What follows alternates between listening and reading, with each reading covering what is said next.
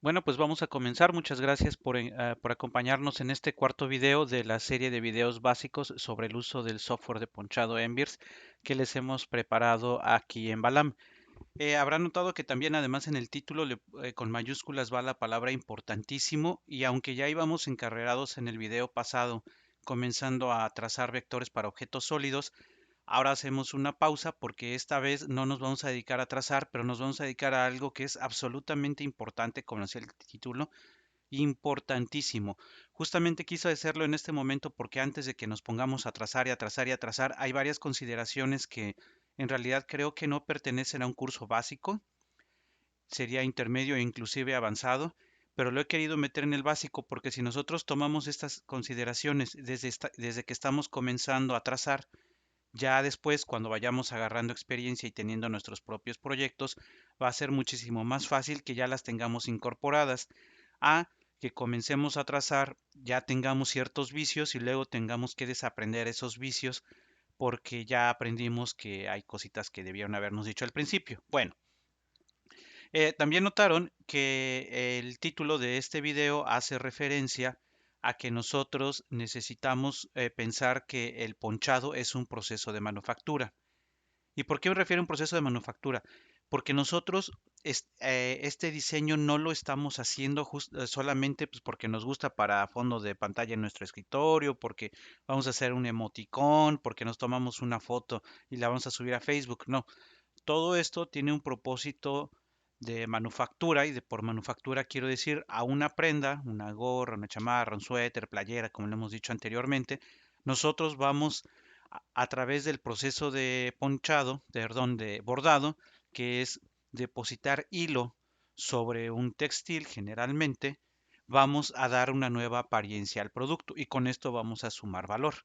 A este proceso de manufactura de bordado es siempre el proceso que más pasan por alto, no solo los que tienen la máquina, cuando tienen la máquina y ellos no son los que hacen el ponchado, sino porque suponen que el que diseña el ponchado ya lo sabe y el que hace el ponchado propiamente dicho a veces no sabe de la manufactura propia del bordado y comete muchos o tiene muchas consideraciones en su diseño que terminan haciéndole la vida muy complicada y miserable al que tiene que bordar. Entonces, vamos a comenzar, habiendo dado este antecedente, vamos a comenzar. Les decía, bueno, por cierto, obviamente ya estamos adentro del estudio, dado que en el video anterior, en los dos anteriores ya hemos dicho cómo llegar al estudio. Aquí ya estamos dentro del estudio. He seleccionado uno de los trabajos que hace ya varios años llegó y nosotros partimos, también como muchos lo saben, el ideal es que nosotros partamos de un vector o de una imagen de en buenas condiciones de parte del cliente. La realidad es que sobre todo los clientes pequeños pues no tienen gran cosa y en este caso nosotros partimos de una lona que seguramente mandó a hacer a algún lado y ahí se le encargaron y de ahí dijo, pues de aquí quiero hacer mi bordado y nosotros partimos de esta imagen que además de que no es muy nítida, tiene como habrán notado reflejos, seguramente en este momento dicen, ah, el proceso más sencillo es que voy a rasterizar la imagen, la voy a convertir en mapa de bits y ya de ahí solamente voy a vectorizar. Es decir, hay varias formas de hacerlo. Pero nosotros vamos a trazar, recuerden que, perdón, a hacer los procesos anteriores genera una cantidad de nodos tremenda y habíamos dicho que nosotros íbamos a decir o íbamos a insistir ya en esta serie de videos de bordado que es muy la razón por la que nosotros el 99% de las veces no importamos vectores de otros programas es porque los otros programas están especializados en diseño digital y generan una cantidad tremenda de vectores. Un vector, por ejemplo, este que estamos viendo, podría tranquilamente llegar a tener hasta 3000 nodos y nosotros para trazar esto seguramente no necesitamos más de 30. Recuerden también que cada nodo es una señal hacia el programa de diseño de cambio de dirección. Entonces, si ustedes tienen demasiados cambios de dirección por la cantidad de nodos que tienen el bordado, van a hacer que en lugar de que su bordado salga bien, salga mal. Porque recuerden que el ancho de un hilo y el tamaño de una aguja no es tan pequeño como un píxel o un punto de diseño digital. Estos son objetos físicos. Entonces, por eso es que no vamos o no se recomienda partir de tomar la imagen y rasterizarla y vectorizarla en un programa ajeno y luego importarla a Embir. Nos va a traer demasiada basura. Por otro lado, el que nosotros hagamos el trazado nos va a dar muchísimas ventajas. Y lo primero que yo les quiero decir es que antes, punto número uno, antes de comenzar a trazar, porque lo más fácil es ponerse a agarrar la herramienta de objeto cerrado que tenemos aquí, trazar la tacita y tararará, ya le hacen el contorno y todo bien. Pero primero hay que analizar qué tenemos. Y nos vamos a enfocar hoy justamente en la tacita y en las gotitas de café que le están cayendo. Por un lado, sí la imagen está un poco chueca, porque decíamos, la perspectiva fue tomada de abajo. Pero de todos modos, aunque la tomaran de frente, si se fijan, la lonita tiene ondulaciones. Entonces, bueno, ¿qué más observamos? Observamos que hay un cuerpo sólido en color café, que es la taza, pero además observen bien, tiene un borde negro. Tiene un borde negro en este lado, en el asa y en esta cara de la taza. Y este borde negro también acompaña a esta ondita, pero si se dan cuenta, no es toda la ondita, solo es esta parte superior. La parte de abajo no la tiene y la gotita de abajo también nada más tiene un poco de negro o hay un cambio de tonalidad ahí. Y en la tercera ondita es completa, pero solo la tiene en la parte inferior. Entonces observamos que en realidad es un diseño a dos colores.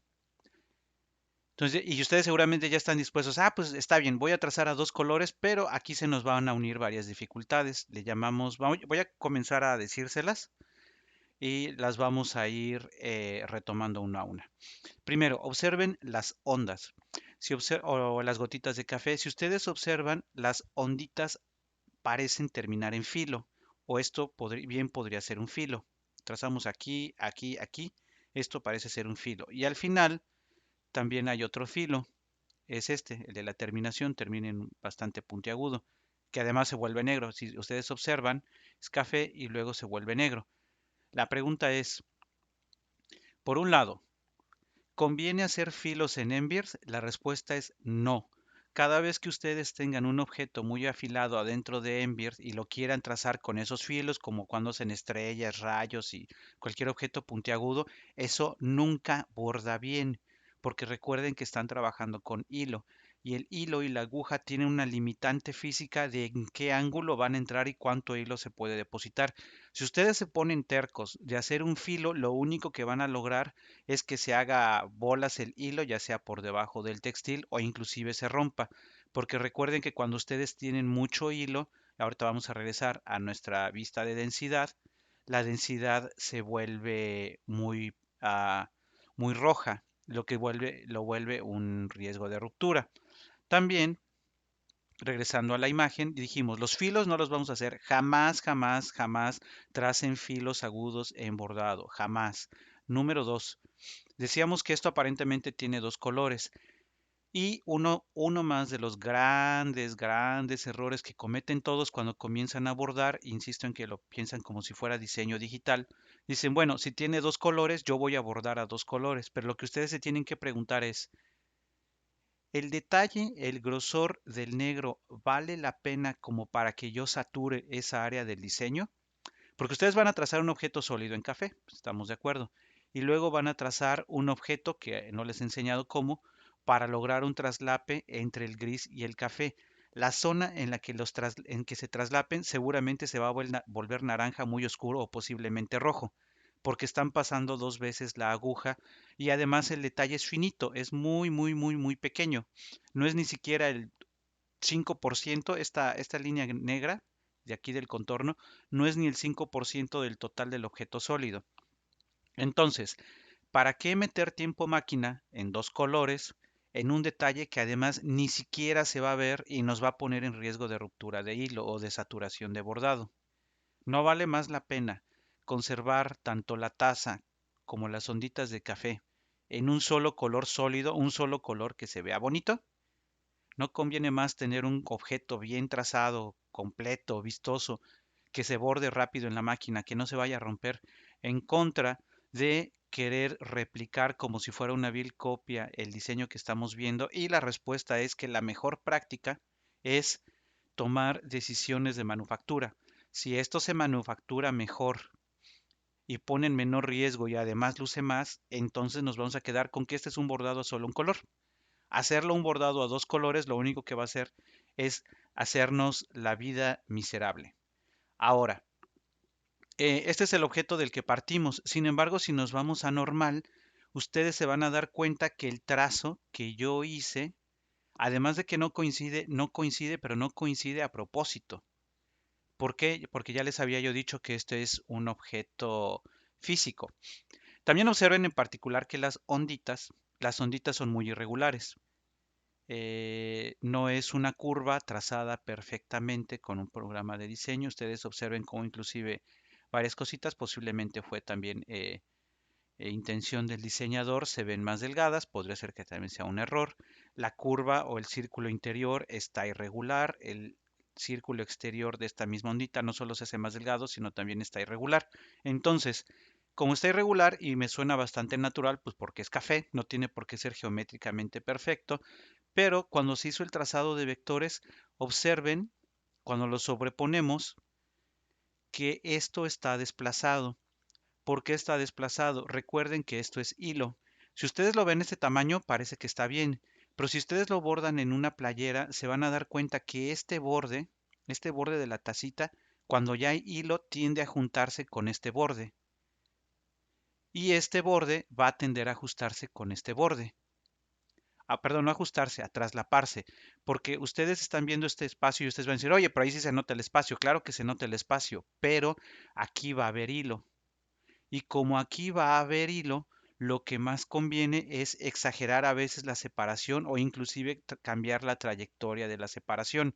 También, como sabemos que las onditas son irregulares, nosotros podemos decidir, lo vamos a volver a trazar sobre la imagen, nosotros podemos decidir trazarlo con otra irregularidad. Ya decía yo que aquí no conviene hacer, por cierto, una observación más, cuando ustedes parten de un JPG, generalmente es muy difícil encontrar cuál es el borde sobre el que nosotros deberíamos ir trazando.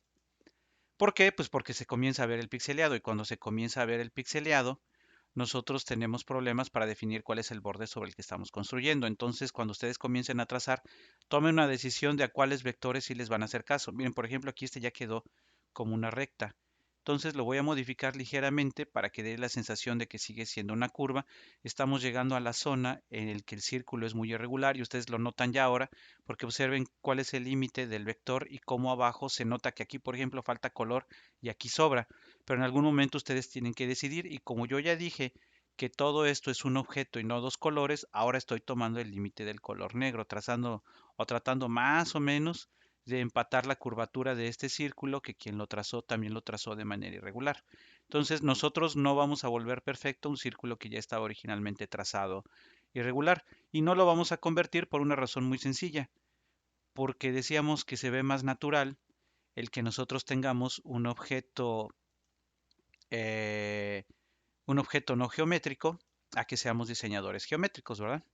Entonces, si ustedes observan, yo ya estoy haciendo el trazado y al observar el puro trazado ya se nota que está irregular. Evidentemente que está irregular porque estamos partiendo de una pieza irregular, pero además de que está irregular es más natural, porque en este caso la belleza del diseño es que la irregularidad nos demuestra pues que sí son unas gotitas de café y no pasa nada. También recuerden que como esto se va a abordar, porque también sé que hay muchos diseñadores que dicen, oye, pero es que mira, ahí debiste haber metido un nodo porque se sume más y se hubiera parecido más al diseño original. Sí, pero esto es hilo. Y como esto es hilo, esto no alcanza a capturar todas las variaciones. De hecho, lo que nosotros queremos hacer es un diseño tan constante que a la bordadora o a la propia máquina no le cueste trabajo bordar, voy a utilizar esta expresión, espero se entienda, lo más parejo posible. Si yo me dedico a trazar detalles, como lo decía anteriormente, va a haber un momento en que nuestro programa no va a saber qué hacer. Y como no va a saber qué hacer, va a comenzar a amontonar hilo y nosotros no queremos amontonar hilo. Entonces, este objeto que yo estaba trazando, ese sería el procedimiento que yo decidí para trazarlo, pero observen que yo ya tenía una serie de vectores sugeridos. Por cierto, pues miren, ya está aquí, el que acabamos de hacer. Esto recuerden que es puro hilo. Y como es puro hilo, cuando yo lo borde, le ayudo si las partes más delgadas las hago más gruesas. y si los filos en lugar de estar más marcados los hago más redondos. Observen que que acabo de trazar, que se parece muchísimo al de la imagen original, es más delgado que el que yo había dejado sobre el diseño que se entregó al cliente, inclusive se ve más irregular. Pero cuando ustedes hacen pruebas de bordado, por cierto, para los que no habían considerado, siempre que hagan un diseño, metan una prueba de bordado, es decir, antes de que metan las pruebas de las prendas definitivas, observen cómo borda. Este borda mejor. Podrían decir, no se alcanza a notar, y de hecho cuando no tenemos experiencia no se nota. Pero las partes que, fíjense, por ejemplo, esto que estoy señalando, esto está más gordito, aquí está más delgado.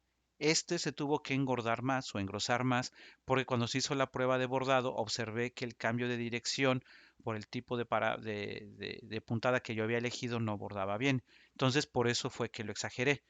Sí, por eso les decía también que en general si ustedes observan el diseño que quedó en la prenda, es un diseño que está más exagerado y deformado. Observen por ejemplo el filo. Esto no es filo, esto se ve prácticamente redondito.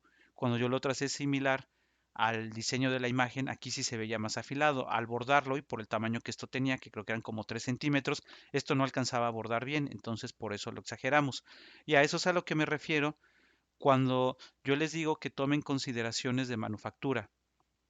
Observen, por un lado, por cierto, ahorita que las veo en estas puntadas ya no me gustó mucho la apariencia, pero bueno, es ilustrativo nada más. Ustedes observen, uno, cuántos colores tiene. Dos, si vale la pena conservar todos los colores y si el resultado final realmente justifica que yo conserve dos, tres, cinco, siete colores, porque también les decía, es súper, súper, súper común que llegue el cliente con que les gusta. Eh, un diseño de 10 colores. Y nosotros, bien obedientes, le decimos, ah, sí, ahí está tu diseño de 10 colores, porque lo único que nos dedicamos es a imitar y a copiar lo que dice el diseño. Pero nosotros no pensamos que nosotros le podemos ayudar al diseño del cliente si aplicamos nuestro conocimiento de bordado para modificar. De hecho, lo más sano es que cuando les llega un trabajo, ustedes le digan al cliente, si observan que tiene detalles como estos, ustedes tienen que avisarle que le van a hacer algunas pequeñas modificaciones al diseño para que su diseño borde bien. Si ustedes se dedican solamente a copiar el diseño con todos los retos que va a presentar en manufactura, tal vez este tipo de videos que les estamos presentando no son para ustedes. Este tipo de videos son para personas que quieren presentarle un trabajo adecuado al cliente y ahora observen, y justamente observen, estas son las prendas terminadas. Ya la calidad de la foto estoy viendo que no es tan buena, entonces no nos va a dejar verla como yo quería, pero observen ya sobre el objeto bordado cómo se nota el redondeado y la exageración que yo hice. También les había hablado hace ratito respecto a que en el diseño digital no se ve que se junten, pero obsérvese cómo ya en el hilo sí tienden algunas veces a juntarse. Entonces, el problema es que esta pequeña olita de café, si la pegábamos más a la taza, se pegaba a la taza. Entonces, en algunas playeras, de acuerdo a la calidad del textil, tendió a unirse poquito, pero esto es porque lo estamos viendo con un zoom a detalle. Cuando nosotros vemos la prenda general a la distancia que se observa, la prenda tiene muy buena presentación porque le ayudamos con un color sólido, haciendo algunos cambios en las curvitas y también le hicimos un ligero cambio en el color de las letras de su diseño y el cliente quedó muy, muy a gusto. Pero por favor permítanme remarcar o insistir en eso porque hay algo más que ustedes deben tomar en cuenta. Esto ya lo vieron como prenda bordada, pero también vale la pena tomar en cuenta la secuencia. Recordarán que la vez pasada les habíamos dicho, miren, podemos trazar la tacita. ¿Qué vamos a bordar primero? ¿La taza, esta ondita o esta ondita? ¿Con qué deberíamos irnos primero? ¿Qué ocurre cuando yo bordo el objeto sólido primero, el sólido más grande? ¿O qué ocurre cuando empiezo bordando el diseño sólido más delgado o quizás el diseño sólido pero más largo? Hay un efecto muy, muy, muy importante que ustedes deben tomar en cuenta cuando están bordando y se llama deformación. Recuerden, y regresamos a que es un objeto físico, cada vez que ustedes bordan, ustedes están agrediendo al textil. ¿Por qué? Porque están haciendo pasar una aguja tal vez 4000 veces o el número de puntadas que nuestro diseño tenga, lo hacen pasar sobre un textil, tac, tac, tac, tac, tac, y cada vez que cruza el textil lo van jalando. Y ya sea que se jale más hacia la izquierda, hacia arriba, hacia abajo, de manera angular, depende mucho del diseño.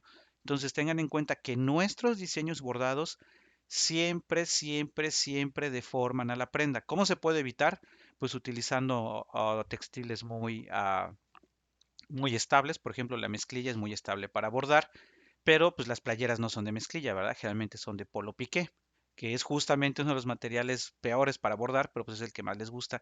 Entonces, para evitar la deformación es que hacemos algunas acciones sobre el diseño, curso avanzado, se toman algunas previsiones sobre la estabilización del material, también curso avanzado, sobre el orden de bordado, curso avanzado, sobre el ángulo del bordado, curso avanzado, sobre los parámetros con los que se va a abordar el objeto, curso avanzado. Entonces, todo eso es avanzado, pero les decía que necesitamos tomar esas consideraciones desde el básico para que no guiemos o no empecemos tomando vicios.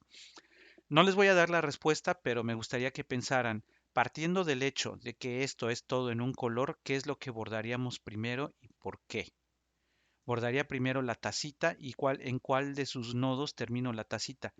Si empiezo en la taza, lo dejo lo más cercano para empezar a trazar la primera ondita. Tal vez termino aquí para que brinque acá o pongo mi primer nodo acá o mi primer nodo acá de la ondita. ¿Dónde termino la ondita? ¿Qué me conviene? Porque el nodo más cercano para brincar aquí es este. Entonces lo termino aquí para que brinque de inmediato acá y este que sea mi nodo final tal vez para que ahora brinque para acá. Tal vez esa sería la secuencia, ¿verdad? Pero hay que estudiarlo, porque les digo que tenemos que tener en cuenta que esto también va a implicar deformaciones. Los invito a que siempre hagan sus pruebas de bordado y una última observación sobre, ya hablamos de ángulos muy agudos, que la prenda se deforma, que es importante encontrar la secuencia en que vamos a trazar y bordar los objetos, que sobresaturar provoca rupturas y de hecho justamente déjenme tomarles aquí.